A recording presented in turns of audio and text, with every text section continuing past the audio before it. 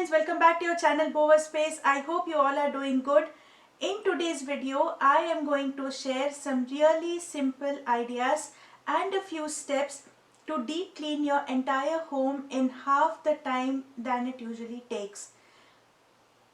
If you are a stay-at-home mom with a little kid, if you are someone who has an office-going job, or someone who is looking for easy to-do ideas to clean up the house, this video is for you. So let's get started. But before I begin, I request you to subscribe to my YouTube channel, follow me on Instagram and Facebook for more ideas.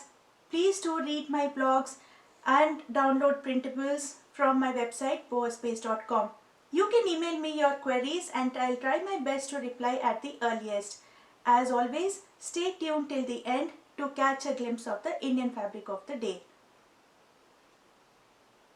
So let's get started. Let me first answer a few FAQs. What material or items should you keep ready? So before you sit down to follow my tips and start cleaning, I suggest you keep these things handy. An all-purpose cleaner. I generally use Mrs. Meyer's. It's less on chemicals and safe, but if you want to use a DIY like baking soda and vinegar solution, there's a quick tip.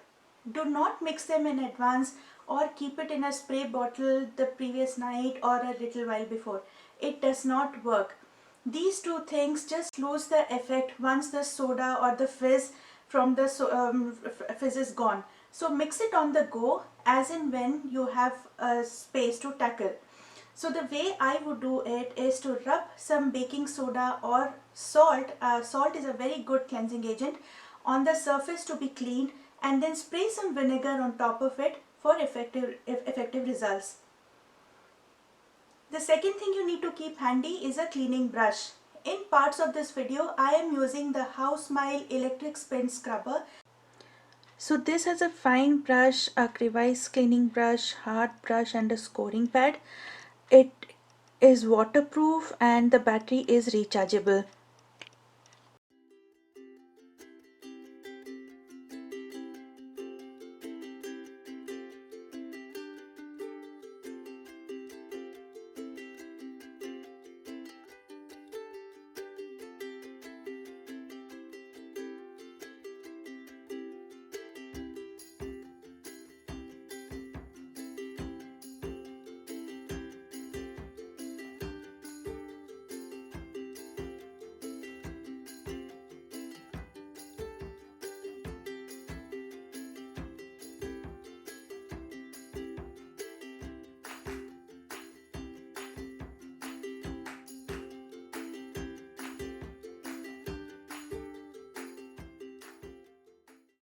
Then you need two cleaning cloths and a microfiber cloth. Not the least, take a toothbrush. Most of the times, basic supplies like a toothbrush, which are available all the time, are very useful. Now, which part of the house can I tackle after seeing this video? In this video, I am talking about the entire house cleanup, like a full house cleaning, the living room, the bedrooms, the kitchen, the bathroom, all at once. How long will it take to finish the cleanup? Now let me be real. I am not going to tell you that the entire cleanup can be done within an hour. But honestly, if you do it in a flow, it might take up to 3 to 4 hours to get a spick and span, festive ready or a guest ready home compared to any other elaborate cleaning or a week-long process of cleaning that you might follow. Now, when should I take up the cleaning activity to be able to finish in the least possible time? To answer this question, it's up to you to choose the day of the week for cleaning depending on the convenience. But whenever you do a smart job, here are a few tips for you to make it easy. Finish up your cooking and other basic household chores before you begin the process. That way you are more sorted on your head. Try to start a bit early, say by about 10 a.m., 10 in the morning. Too good if you can do before that. Don't worry if the rest of the family wakes up a bit late. You can finish other jobs like cooking, laundry, and such things in the meanwhile. Now, a word of caution, do not try to dry the laundry yet if you are sun drying your clothes.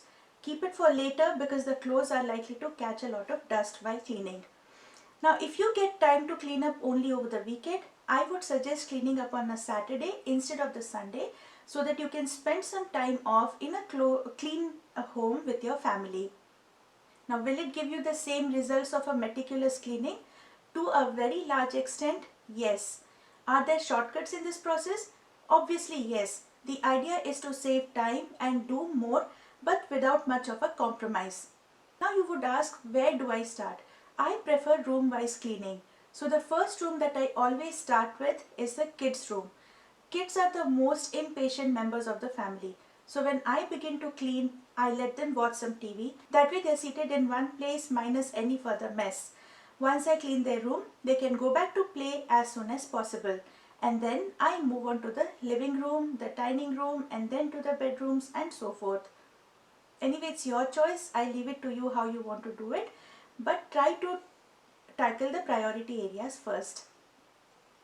Okay, let me now take you through the stepwise process of cleaning that will make your cleaning super efficient. Step 1. First, soak up all those areas of the house that are stubborn. For example, the bathroom grouts, the kitchen tiles, etc. This will save your scrubbing time and leave a much cleaner bathroom and kitchen. But be wise. You don't want to soak things for so long that it starts drying out by the time you get there. So time it out. Soak up the bathroom tiles when you're halfway through cleaning up the house. Same way, soak up the kitchen tiles in the beginning and so forth. Step 2. Pick a room and start with the fans and the fixtures. Remember the top to bottom logic.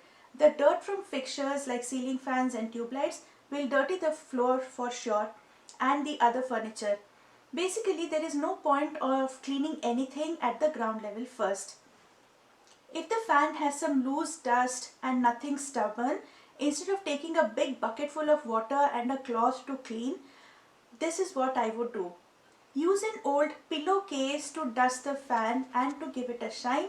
Spray some all-purpose liquid and clean it with a dry cloth. If the fan has residue that is greasy like the ones in the kitchen, you might have to take some time out to clean it blade by blade with the help of a soap solution. Soap solution with some vinegar helps the grease clean off really fast. As for the other fixtures, use your all-purpose cleaner. Do not spray directly. Spray some liquid on a piece of cloth, preferably a microfiber cloth, and use that to clean up the surface. Step 3. Dust off your walls once you're done with your fixture. Now, you should clean up the walls even before you clean the shelves because remember the pattern in which the dust generally falls downwards. Here's a quick tip. You can tie a microfiber cloth to a dry mop. You do not have to buy if you don't have one. Go in a zigzag pattern. It will save a ton of cleaning time. Step 4. Clean your shelves. If you have the time to pull out your books and other stuff on the shelves, great. But in case you don't, a mop like this is your best friend. It can go on to corners very easily. Step 5. Now it's time to clean up the furniture on the floor, like the bed, if it's a bedroom, dining chairs, tables, sofa, center table, if it's a living room, basically any piece of furniture. Step 6. Clean up the carpet or the floor of the room. You can either do it as in when you clean up that room or in the very end once you're done with the entire house. But remember to close down that room if you want to mop the floor room wise. You don't want the dust from the other rooms to get into the room which is already cleaned up. Step 7. The most important part of the house, the kitchen. Use a toothbrush to clean the nooks and the corners. Clean up your appliances using the all-purpose cleaner and a microfiber cloth, again in an S pattern or a zigzag pattern. It will really save a lot of cleaning time. Step 8. Clean up the bathroom. Remember that bathroom is a breeding ground for most germs in a house. As a general rule, I advise to clean the bathroom in the very end for hygiene purposes. Please do watch my bathroom speed cleaning video to know how you can do it really fast and easy. Clear off all your dustbins. If you are using a vacuum cleaner, clear off the lint in it. Don't forget to switch on the fans in the room for some time so that the moisture goes away and the smell from the cleaning supplies goes off. Put some air freshener in the rooms, including the bathrooms. So friends, thanks a lot for watching this video. I really hope next time you sit down to clean, it will be helpful to you. So now it's time for the Indian fabric of the day. So in today's video, I am wearing a Kota cotton dupatta with hand block print on it, and I have matched it with a Chandeli silk kurta. I am wearing earrings which I remember buying it from Vizag when my parents were there, from some mela for about 10 rupees. I think that they go pretty well with this combination. So you have to tell me if you like it or if it is too loud. So I'll wait for your comments. Please let me know once you clean up your house, and if any of my tips come handy to you, just do let me know. If there's something that you follow and I should know, please do share in the comment section. Everybody reads comments. They will also benefit. So thanks a lot for watching this video, and until the next time I see you, stay organized, stay productive, stay happy. Bye bye.